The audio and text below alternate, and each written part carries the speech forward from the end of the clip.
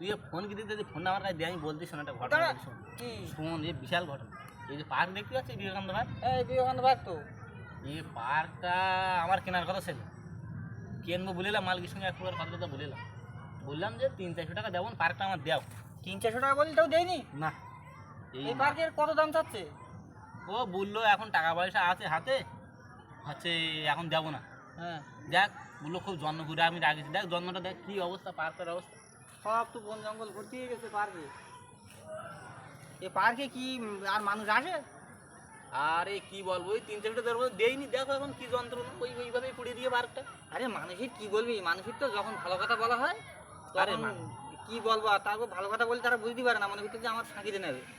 এখন দেখো কিরকম লাগতেছে মানুষ এই পার্ক এখন ফ্রি দিলেও কারণ নেবে না, আমি তো নেবো না। আরে কম দাম বলেছি আমি, বলেন তো 300 টাকা কম টাকা। 300 টাকা 1 টাকা একদিন পুরো জন ঘাটতে হয়।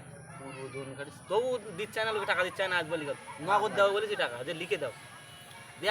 আমার কাছে বললে আমি তো 10 টাকা ইয়ে করতাম, সাহায্য করতাম। আরে সাহায্য তো পরে কিন্তু গেল না তো, বললো জন্মগুড়া কোথা কি অবস্থায় রেখে পার্কে। দেখ এই ভগবানের ছবিগুলো দেখ কত সুন্দর সুন্দর ভগবান, তাকে অবস্থা দেখেছিস? শিব ঠাকুরটার একটু ভোগ দেওয়ারও লোক নেই, কিচ্ছু করার লোক নেই। না কিচ্ছু নেই কিচ্ছু। শিব ঠাকুর তুমি না খেয়ে না বুঝে কতদিন থাকবা?